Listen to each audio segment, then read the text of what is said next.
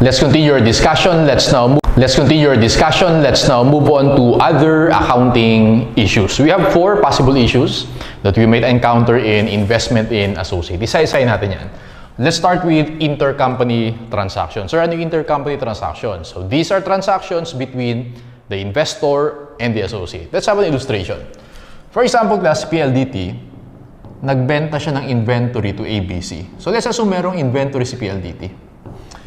And ang journal entries in the books of PLDT, debit accounts receivable, credit sales, debit cost of goods sold, credit inventory. Ayan. And then pag nag-compute si PLDT ng net income, meron siyang sales minus cost of goods sold, meron siyang gross profit minus operating expenses, meron siyang net income. Now, because of these sales and cost of goods sold, so tataas yan. Tataas yung cost of goods sold. And since mas malaki si sales sa cost of goods sold, tataas yung gross profit. Tataas yung net income. Alright? Because of this transaction. Now, si ABC, alam natin, na-apply niya yung equity method, magre-record siya ng share in net income.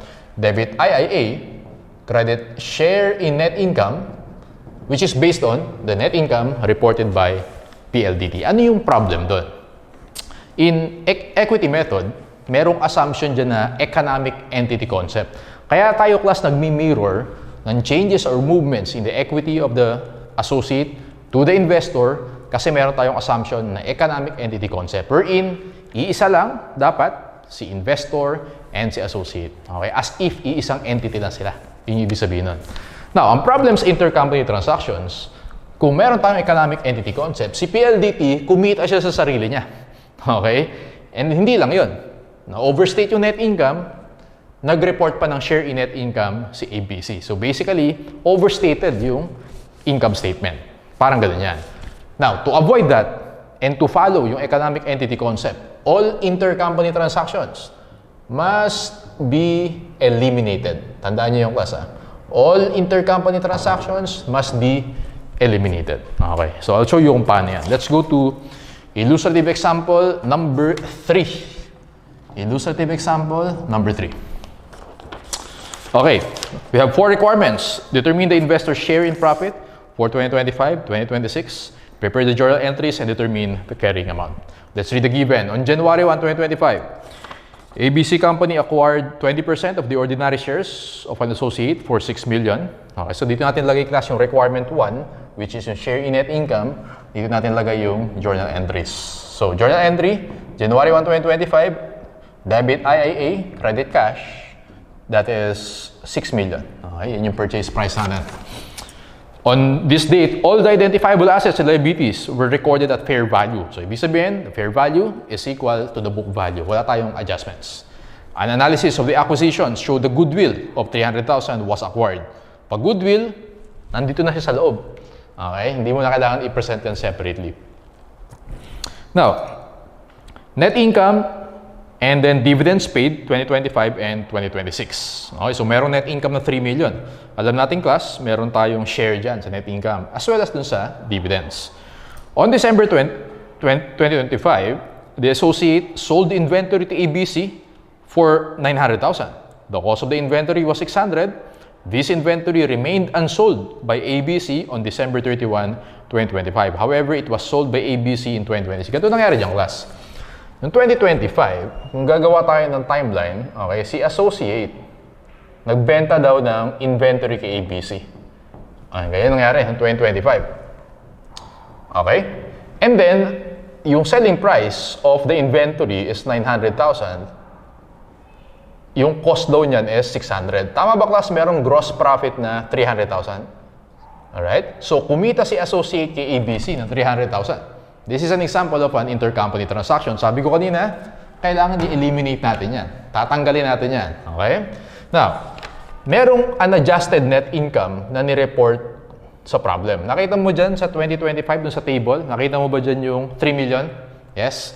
So, meron 3 million dyan. Ang problema sa 3 million na yung class, nandun yung gross profit na 300. Okay, nandun yan. So, kailangan natin tanggalin yan. Kailangan natin i-eliminate. So, lagay natin dyan, gross profit, which is yung 2025, 300,000. So, minus natin yan. Yung adjusted net income natin, is 2.7 million. 2.7 million, ilang percent yung ownership natin? 20%.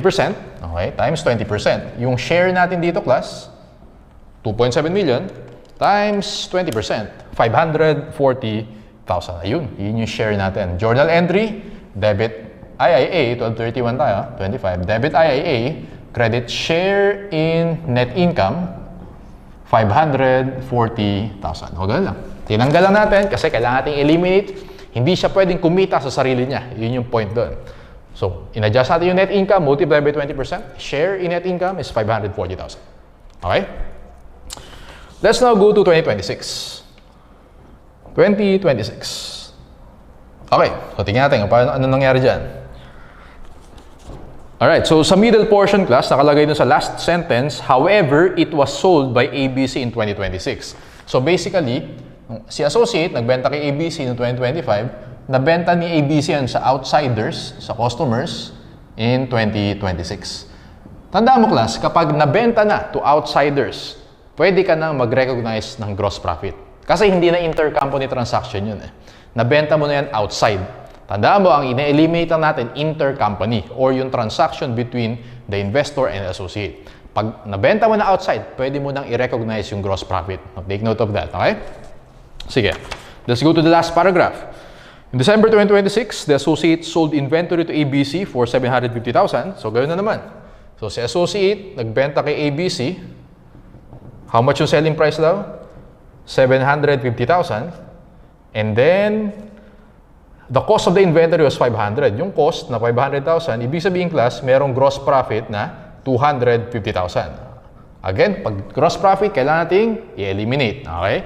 So, yung unadjusted net income in 2026, how much na sa problem? Nakita mo ba yung 4 million? Yes. So, meron tayong 4 million dyan. Tapos, tanggalin natin yung gross profit this year, 2026, amounting to 250 kasi intercompany yan. Bawal ka kumita sa sarili mo. Pero wag mong kakalimutan, class, na yung binenta last year, na binenta na sa outsiders, pwede na natin i-recognize. Okay? So, yung 300,000 na yan, yung gross profit from last year, 2025, pwede mo nang i-recognize yan. 300,000. Got it? Okay, yun yung importance ng sinabi dun sa middle portion. However, it was sold by ABC in 2026. Pag nabenta mo na sa outside party, sa customers, pwede mo na i-recognize. Yun yung ibig sabihin yan. Kaya tayo nag-plus. Okay? Adjusted net income natin is 4 million minus 250,000 plus 300,000. That is 4 million 50,000. Multiply natin yung class by 20%, which is the share, 4,050,000 times 0.2, 810,000. The share in net income in 2026 is 810,000. So, record natin, class. December 31, 2026, debit IIA, credit share in net income, 810,000. Actually, may dividends din pala sa problem. I-record na rin natin yung dividends. Punta tayo dun sa table, sa gitna. Nakita mo yung dividends paid? Nakita mo yan? Start tayo sa 2025. 1 million times 20%, that's 200,000. Debit cash, credit IIA, 200,000. And then, nung tayo sa 2026, nakita mo yung 1.5 million times 20%, that's 300,000. Debit cash, credit IIA, 300,000. O, yan. So, yun yung mga journal entries natin. Okay. And then, let's compute yung carrying amount. Again, pag carrying amount, T-account lang tayo dyan. IIA. Sige, purchase price natin. Magkano natin binili ulit to? 6 million, tama? So, lagay mo dyan, 6 million. And then, yung share in net income natin, 540,000. 540,000. Dividends ng 2025, 200,000. Share in net income 2026, 810,000. Dividends 2026, 300,000. Therefore, carrying amount natin, let's compute 6 million plus 540,000 plus 810,000 minus 200 minus 300,000, you get 6,850,000. Carrying amount as of December 31, 2026, 6,850,000. Alright, so yan. Yan yung gagawin ko kapag intercompany transactions eliminated. Let's now move on to the second issue. Okay na tayo sa first issue. Second issue naman, sir. Ano yung ibig sabihin, sir, nung IIA achieved in stages? Ganito yan ibig sabihin lang yung class. Ibig sabihin yan, initially, below 20% yung ownership natin. Okay? And nag-acquire tayo ng additional shares, biglang naging between 20 to 50%. Kaya achieved in stages. 20% ka dati, or below 20%, ibig sabihin, PFRS 9 yung gagamitin natin. Okay? Pag PFRS 9, either FVPL or FBOCI, kapag equity securities. Tama? Naging 20 to 50%, ibig sabihin class, PAS 28. Magiging equity method na yan. Okay? Ang tawag natin dyan is IIA achieved in stages. Sir, paano yung accounting kapag ganyan? O, punta ka dun sa main problem number 3. Okay? Main problem number 3. Pakita ko sa inyo kung paano kapag IIA achieved in stages. Alright, so erase ko muna.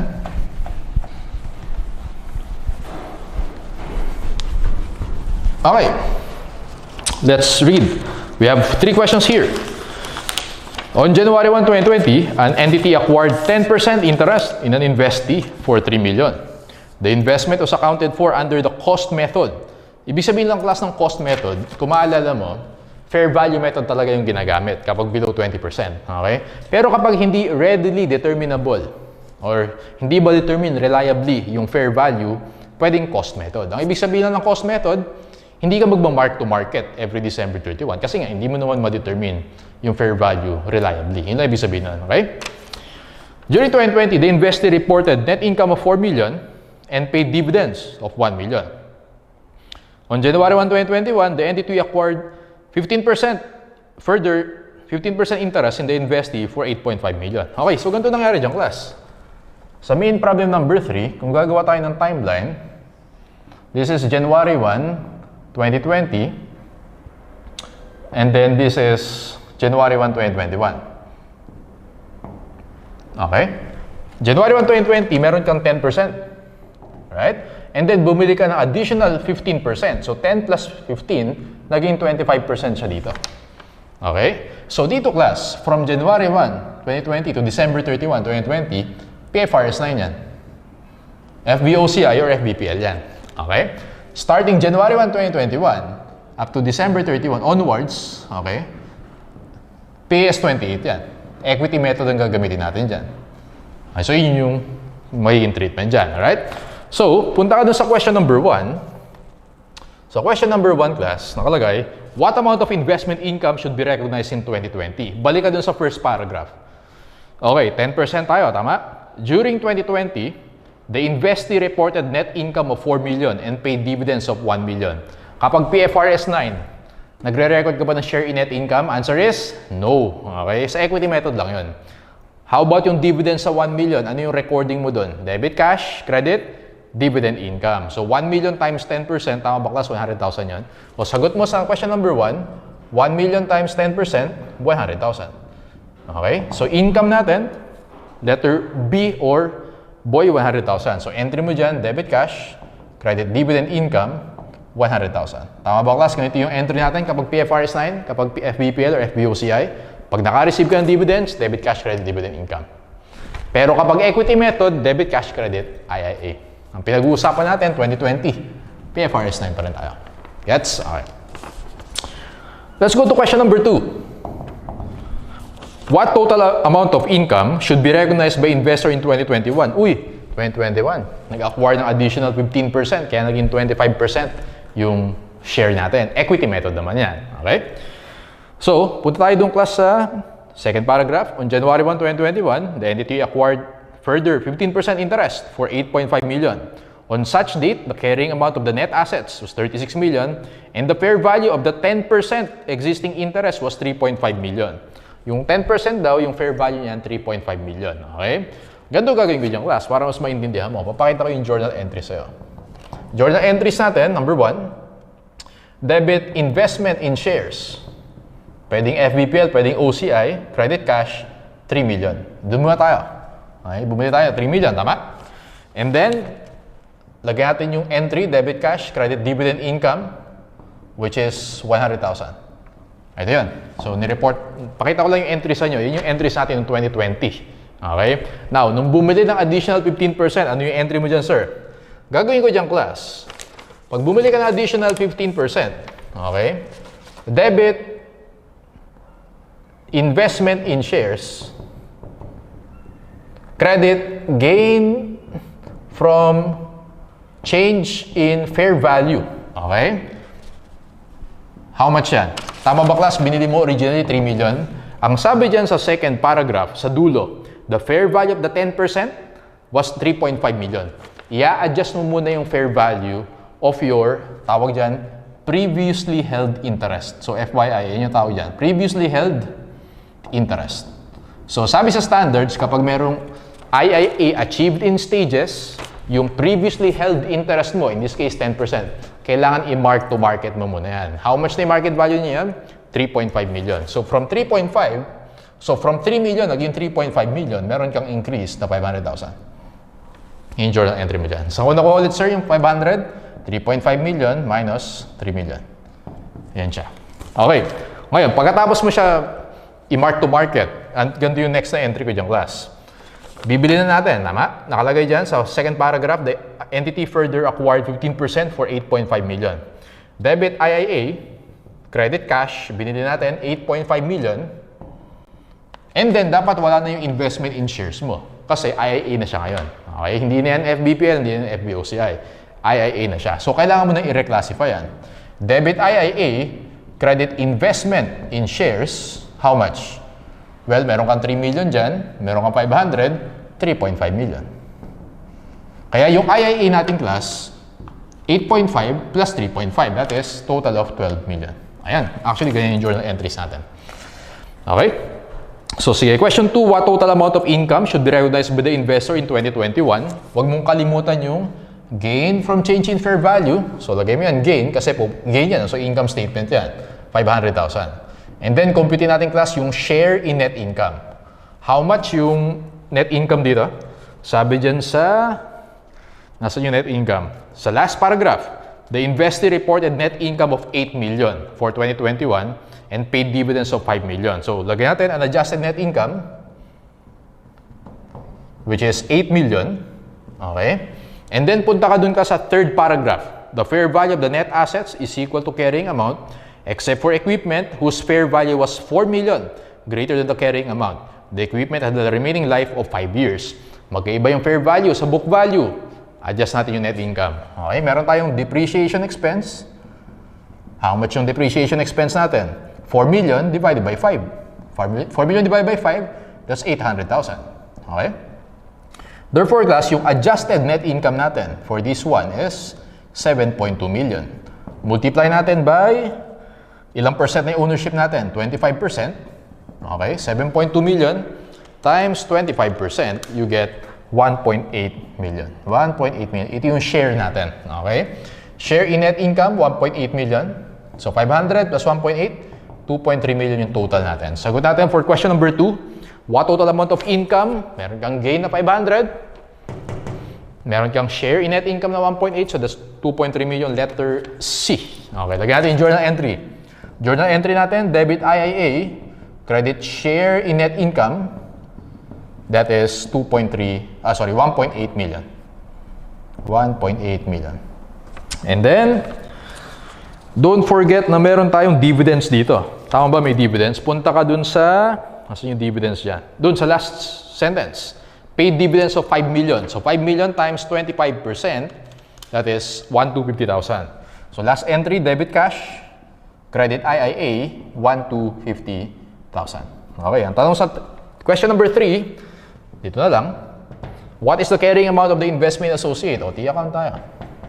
So, dito, meron na tayong 12 million. Okay?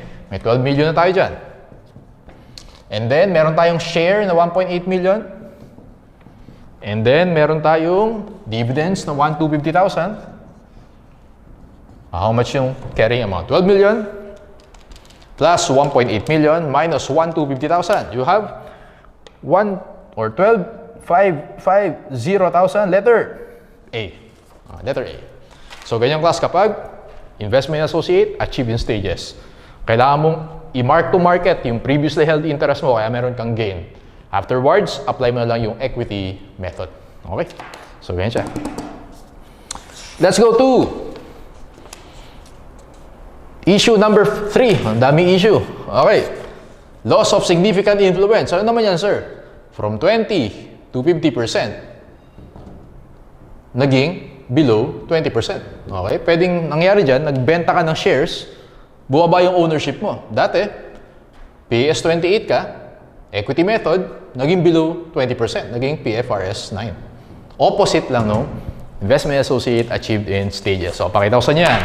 Let's go to illustrative example number 4. Okay? Illustrative example number 4, yan yung loss of significant influence. Erase ko muna, para may space tayo. Opposite lang yung class, no? Nung ginawa natin sa previous problem. Okay, illustrative example number 4. Prepare the journal entries. On January 1, Company X acquired 30% of Company Y's voting shares for 8 million. So, lagay natin dito. Illustrative example number 4. Lagyan natin yung timeline. Ito yung January 1, 2025, nag-acquire ng 30%, tama? For 8 million. And then, lagyan natin journal entries para malinaw. January 1, 2025, debit IIA, credit cash, 8 million. Walang problema. Company Y earned 5 million and paid dividends of 2 million. So, 5 million times 30% yung ownership natin, that's 1.5 million. Debit IIA, 1231 na tayo. Credit share in net income, that is 1.5 million. And then meron daw dividends. Debit cash, credit IIA. So dividends 2 million times 30%, that's 600,000. 600,000. Okay, next. Company Y reported earnings of 6 million for the 6 months ended June 30, 2026. O, lagay natin yan. June 30. Okay, so this is 12/31, no? Okay lang. So ano ba nangyari dyan? July 1, 2026. Okay. So, anong nangyari? July 1, 2026. Okay, tama. So, Company Y reported earnings of 6 million. So, ganito nangyari dyan. January 1, 2025, December 31, 2025, June 30, 2026. Ayun. So, ito okay na. Na-reflect na natin yung net income. Dito naman ka, sa nangyari, on July 1, third paragraph, on July 1, 2026, Company X sold half. O di pag nagbenta ka ng half, 30% o magiging 15% na lang. Loss of significant influence. Okay? How the investment for 6 million cash resulting to loss of significant influence. Company Y paid dividends of 2.5 million on October 1. So, ibig sabihin, class, nung nagbenta ng... So, from this point up to this point, equity method yan, PAS 28. Okay? From July 1 onwards, PFRS 9 na yan. Got it? So, na-update na natin yung net income dyan. I-update natin yung net income dito. Sabi dyan, Company Y reported earnings 6 million for the first 6 months. Update natin yan. Debit IIA, so June 30, 2026. Debit IIA, credit share in net income, 6 million times 30%, that's 1.8 million. And then, saka natin ibenta. Okay, ibenta natin. Now, ang gagawin ko dyan, class, T-account tayo para malaman natin yung balance ng IIA natin. Meron tayong beginning balance na 8 million. And then, meron tayong share na 1.5. And then, dividends na 600. And then, meron tayong share na 1.8 million. Now, the carrying amount of our IIA before natin ibenta, 8 million, plus 1.5 million, plus 1.8 million minus 600,000, 10.7 million. Okay? Yan yung bebenta natin. Ilang percent yung bebenta natin? Half daw, 50%. Okay, di benta natin yan. How much ba yung 50% yan? 10.7 times 0.5? 5,350,000. Tanggal yung 5,350,000 natin. I-credit natin yan. 5,350,000. So, yung balance mo na lang is 5,350,000. Okay, ganyan nangyari dyan. Now, lagyan natin yung journal entry. Debit cash, how much daw natin binenta? Punta ka dun sa third paragraph. Sold half for 6 million. Debit cash, 6 million. Credit IIA, 5,350,000. And then, credit gain on sale. 6 million minus 5,350,000, that's 650,000. Okay. Now, July 1 onwards, PFRS 9 na yan. Okay, so ang gagawin ko dyan, ano nangyari dyan, class? Hindi ka na pwede mag-IIA. Kailangan i-reclassify mo na yan. Tama? Hindi ka na equity method eh. So sabi dyan, sabi sa last paragraph, the investment is measured at FVOCI. Debit FVOCI, The fair value of the retained investment is 6.5, debit FVOCI 6.5 million, credit IIA 5,350,000, credit gain on reclassification, ni-reclassify natin from IIA, ginawa natin FVOCI. So may difference yan, 6.5 million minus 5,350,000, 1,150,000. Ayun, 1,150,000. Yun yung entry natin nung ni-reclassify natin. So basically, zero na to. Kasi FVOCI na yan. Zero na yung IIA natin. And then, sabi diyang class, on July 1, 2026, and 5.9 million on December 31, 2026.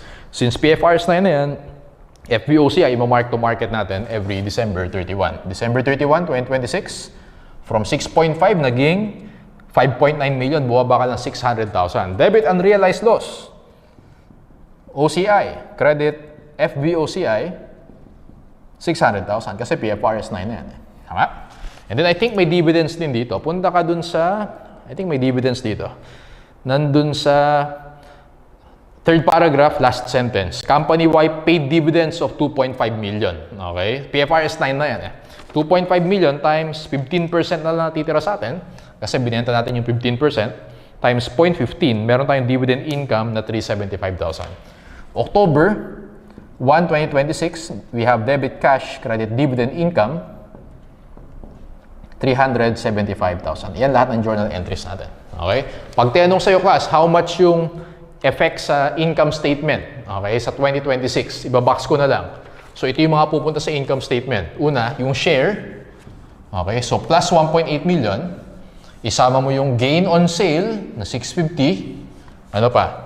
Meron tayong gain on reclassification na 1,150, yung unrealized loss, OCI yan. Meron tayong dividend income na 375. Pag ang tanong sa'yo, how much yung effect sa net income, add natin. 1.8 million, plus gain on sale na 650, plus gain on reclassification na 1,150, plus dividend income na 375. Answer mo dyan, 3,975,000. Okay? Pag ang tanong is, how much daw yung effect sa P&L or income statement in 2026? Sagot mo, class, is 3,975,000. Yung mga binaks ko. Okay? Ayan. Last issue. Okay. Ang dami issue. Potential voting rights. Ano ibig sabihin, sir, ng potential voting rights? Nag-occur to class whenever meron mga stock rights. Okay? So, for example, si ABC, meron siyang stock rights kay PLDT. Alright? Ang sabi sa PS28, right?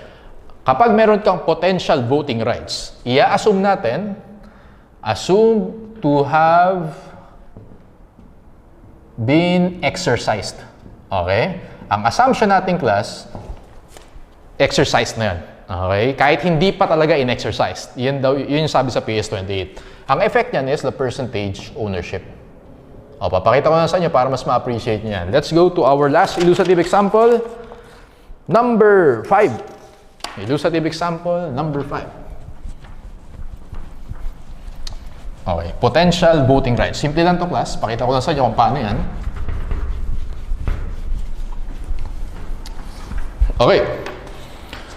So yeah, CPA company owns 15,000 shares out of the 100,000 shares of ABC. So, nangyari dyan, class, yung current natin, like dito, illustrative example number 5, 15,000 out of 100, 15% lang yun. PFRS 9 yan.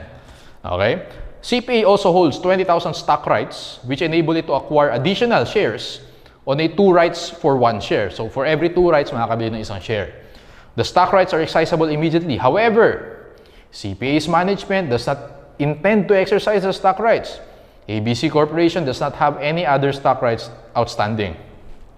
Sabi sa PS28, basta may stock rights, kahit hindi intended na i-exercise, i-assume natin to have been exercised. Yung ibig sabihin nun. So, ang mangyayari dito, class, yung current shares, nakalagay yan sa first sentence, 15,000. Tama ba? Yung stock rights, ilan yung ma-acquire natin dyan na shares? 20,000 stock rights, sabi dyan, for every 2, makakabili ng isa. So, divide natin by 2 times 1, that is 10,000. So, 15,000 plus 10,000, 25,000. I-divide mo yan sa total na 100,000, it means, ownership natin dito, class, is 25%. Since 25% yan, equity method. Okay? So, yun yung importance yan. Kapag yung current lang kinonsider mo, PFRS 9 yan. Pero pag inassume mo na exercise yung stock rights, PS 28 yan. Okay? Now, determine the share in profit. Nakalagay sa last paragraph, ABC Corporation reports profit of 1 million. So, ganito gagawin ko dyan, class. Lagay natin yung journal entries dito. Dito yung profit. Meron tayong unadjusted net income. Meron tayong net income na 1 million. Okay? Saan mo yan i-multiply? I-multiply mo ba yan sa 25%? Answer is no. Okay? Ang gagamitin mo, class, sa pag-compute ng share is still yung current. Tandaan mo yun. Gagamitin mo lang yung stock rights para malaman mo kung papasok ba siya sa between 20 to 50%. Pero yung actual na i-multiply mo, 15% pa rin, which is 15,000 over 100,000. Gets ba yan? Okay, so 1 million times 15%, that is 150,000. Entry natin, debit, IIA, credit share in net income, 150,000. Yun yung share, yun yung requirement A natin. Okay, meron din dividends. Pays dividends of 100,000. 100,000 times 15%. Okay? Debit cash, credit IIA, that is 15,000 or 100,000 times 15%. Yun yung journal entries natin. Let's compute the carrying amount. Sabi dyan sa problem, sa last sentence, the investment is a carrying amount of 300,000 at the beginning of the period. So 300,000, add natin yung share na 150, minus natin yung dividends sa 15,000, carrying amount of our IIA, 300,000, plus 150,000 minus 15,000, that is 435,000. Sagot natin, class, carrying amount natin is 435,000. Okay, ang tawag natin dyan, potential voting rights. Okay, matapusin natin yung handouts. May isa pang naiwan na problem. Problem number 4. Main problem number 4. Okay, mabilis lang yan. Main problem number 4. 3 questions. On January 1, 2021, Ella Company acquired 20,000 newly issued shares directly from X, which at the time of issuance has 100,000 shares. Pag ang ginawa mong computation dyan, 20,000 over 100,000, 20% yun. Kaya lang ang problema dyan, class, yung binili natin sa main problem number 4, okay, in-acquire natin 20,000. Pero sabi dyan, class, yung total, tama ba, originally, meron kang 100,000 and then nag-issue ng 20, okay, plus 20,000. Therefore, yung total dyan, class, is 120,000. Pag dinivide mo yan, 20,000 divided by 120,000, 16.67% lang yan. Okay? PFR is 9 yan. Okay? So, pag ang ginawa mo, 20 over 100, 20% yun. PS 28 yun. Kaya lang, sabi dyan, which at the time of issuance has 100,000 shares outstanding. Meron kang 100,000, nag-issue ng additional 20, 120. Binili natin 20, 20 over 120, 16% lang yan. Or 17%. Okay? Now, bullet number 1. In 2021, X reported net income of 1.5 million and declared dividends of 9 pesos per share. Okay. On December 15, for holders on record, January 15 and payment date, Feb 14. O, sulat na rin natin yan. Yung mga dividends tayo dyan. Naalala pa natin yan from last meeting. Okay? So, meron tayong 3 dates. December 15, 2021, date of declaration. Okay? January 15, 2022, yan yung date of record. And then date of payment, Feb 14, 2022. Okay? So, this is dividend on and this is X dividends. Kung maalala nyo, class, ganyan siya. Alright? Question number 1. The amount of income to be included in the company's 2021 income statement. Huwag mo gagamitin yung equity method. PFR is 9 yan. Dividend income lang. Punta ka dun sa first bullet. X reported net income of 1.5. Huwag ka magre-report ng share in net income. And declare dividends of 9 pesos per share. Ilan yung shares natin dito? Based on the first sentence, in-acquire natin is 20,000 shares. Dividend per share is 9 pesos. So 20,000 times 9. Answer mo dyan, class, 180,000. Debit cash, credit dividend income, 100, or debit dividend receivable, credit dividend income, 180,000. Kasi PFR is 9. Okay, for question number 1, letter C yung sagot mo dyan. Question number 2, the carrying amount of the investment in X's shares to be presented in 2021 balance sheet Okay, so meron tayong 20,000 shares. And then, PFR is 9, so fair value yan. Tingin ka dun sa first bullet, last sentence. The fair value of excess shares was 12 pesos each. Pwede 20,000 times 12 at fair value, 240,000. Answer mo dyan sa question 2, letter A. Alright? Question number 3, the amount of gain or loss on the sale of shares of stocks to be included in the 2022 income statement. Punta ka dun sa second bullet, nagbentahan dyan. On January 10, the company sold 15,000 shares. Okay, 15,000 shares. Total consideration of 335,000. The remaining 5,000 shares were sold for January 26 for total cash of 59,000. Doon muna tayo sa 15,000. Yung 15,000 dito yung binenta, class. Okay, dividend on yan kasi binenta siya noong January 10 dito. January 10. So, dividend on yan. Okay? Yung 5,000 shares naman, ex-dividends yan kasi binenta siya January 26. So, lagay tayo ng journal entry. Para dun sa 15,000, binenta siya dividend on, debit cash. How much? 335,000. Credit dividend receivable. Kasi dividend on eh. 15,000 times 9, yung dividend per share. 15,000 times 9, 135,000.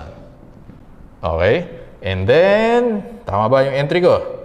Credit, binenta natin yung shares. Credit investment in shares, 15,000 times 12. Okay? Yun yung fair value, 15,000 times 12, 180,000. Meron tayong credit gain, 335, minus 135, minus 180, 20,000. Ayun, meron tayong gain on sale, 20,000. Okay, meron tayong gain dun sa 15,000 shares. Doon naman tayo sa 5,000 shares, ex-dividends, so walang kasamang dividends. Debit cash, nakalagay dyan class, total cash amounting to 59,000. Credit investment in shares, 5,000 times 12, okay, yun yung market value, that is 60,000. So balancing figure mo, meron tayong loss on sale, 1,000. So meron kang gain na 20,000, meron kang loss na 1,000, 20 minus 1. Answer natin for question number 3 is gain of 19,000. Letter D, gain of 19. Kasi may 20 na gain, may 1 na loss, so yung net gain mo is 19,000. Letter D or dog. Okay? So ayan. That's the last problem. Meron pa tayong theory questions. Mabilis na lang, class. Theory number 1, which of the following statements describes the term significant influence? Punta ka dun sa letter D, the power to participate in the financial and operating policy decisions.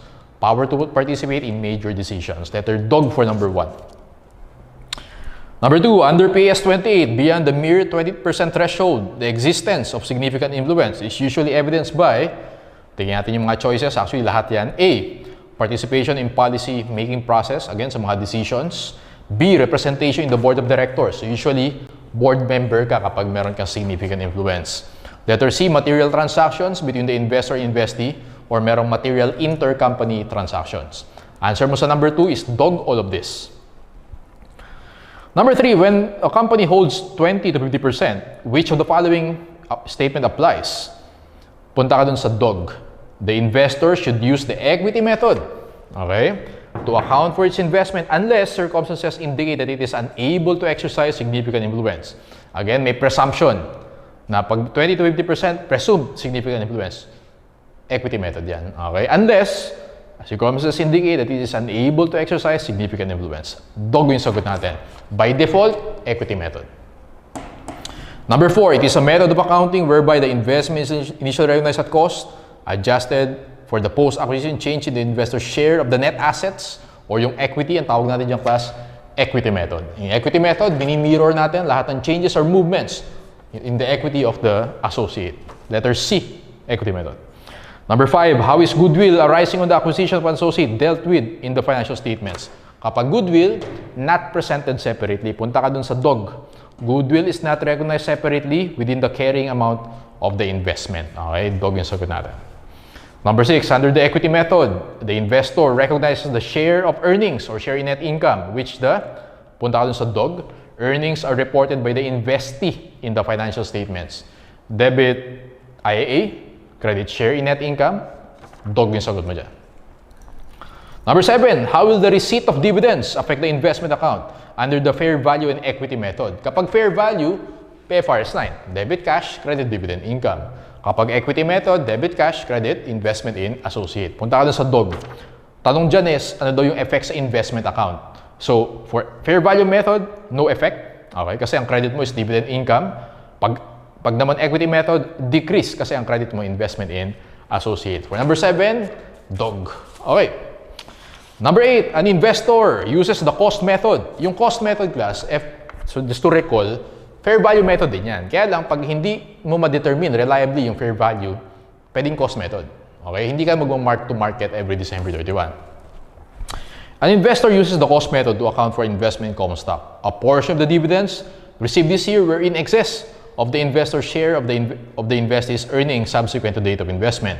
The amount of dividend revenue that should be reported in the investor's income statement for this share should be, okay, ganito na gagawin mo dyan, class. FYI na lang to. No? Papakita ko lang sa inyo kung ano ibig sabihin yan. So, anong nangyari dyan sa number 8? Okay? Anong nangyari sa number 8? A portion of the dividends received this year were in excess of the investor's share of the investee's earnings subsequent to the date of investment. For example, class, ang nangyari, ang share talaga natin is 200,000. Okay? Share in net income, 200,000. Ngayon, yung na-receive natin dividends, 300,000. Alright? So, ito yung dividends mo, 300,000. Tama? Sabi dyan, yung a portion of the dividends received this year were in excess of the investor share. Tama ba? 200,000 yung share talaga natin in net income. Meron kang excess na 100. Okay? Ano daw yung treatment dyan? Alright? Ang treatment dyan, class, kapag na-receive mong dividend is more than your share in net income, yung 200,000, dividend income yan. Okay? Yung 100,000, return of capital yan. Okay, ibabalik mo yan. Okay? So, punta tayo dun sa letter A. The portion of the dividends received this year that were not in excess, okay, of the investor's earnings subsequently, pupunta sa income statement yan. Tignan mo yung question. Nakalagay, the amount of dividend revenue that should be reported in the investor's income statement. Ito, dividend income yan or dividend revenue. Pero yung sobra na 100,000, return of capital yan. Okay? Debit, cash, credit, investment yung entry mo dyan. A yung sagot mo sa number 8. Okay? Number 9, an investor uses the equity method to account for its investment in ordinary shares. The purchase price implies a fair value of the depreciable asset in excess of the investor's carrying amount. The investor's amortization of the excess, punta ka dun sa A, decreases the investment account. Bakit, sir? Kasi kapag nag-amortize ka or kapag nag-depreciate ka, tama ba, class, ang mangyayari doon, yung unadjusted net income mo, okay, magma-minus ka ng depreciation dyan eh. Tama? To get your adjusted net income. So, ibig sabihin, bababa yung ma-allocate or yung i-report mo na share in net income. Ang entry mo dyan, debit IIA, credit share in net income. So, because of this, bumababa yung entry mo. Okay? Mas mababa yung debit IIA, credit share in net income. Kaya sagot mo dyan, A, decreases the investment account. Alright? Number 10, what should happen when the FS of an associate are not prepared at the same date, the FS of the investor? So, for example, sa illustration natin, si ABC, yung year-end niya, June 30. Si PLDT naman, yung year-end niya, December 31. Paano gagawin mo dyan? Kasi kailangan mo i-apply yung equity method. According to PAS 28, ang gagawin mo dyan is letter C. The associate should prepare FS for the use of the investor at the same date as of the investor. Okay? Si PLDT, magpe-prepare siya ng June 30 para maging apples to apples. Okay? Letter C yung sagot mo dyan, number 10. According to PAS 28. Number 11, if the investor ceases to have significant influence, loss of significant influence, how should that investment be treated? Punta ka dun sa letter C. It should be treated in accordance with PFRS 9. Okay? Pag may loss of significant influence, PAS 28, magiging PFRS 9 yan. Letter C. And last one, number 12, how is the impairment test carried out for an investment associate? FYI na lang to kasi meron tayong separate session for impairment. Okay? Tandaan mo lang, class, kapag may impairment, nagko-compare tayo ng two amounts. Okay? I-compare mo dyan yung carrying amount of the investment and the recoverable amount. Laging ganyan kapag impairment. Next time natin i-discuss yung details yan. Punta ka dun sa letter boy, the entire carrying amount of the investment is tested for impairment by comparing the recoverable amount. Yung difference ng dalawa na yan, i-charge mo yan sa impairment loss. Okay? For number 12, final answer natin dyan, class, is boy. Okay, that's the end of our discussion for investment in associate.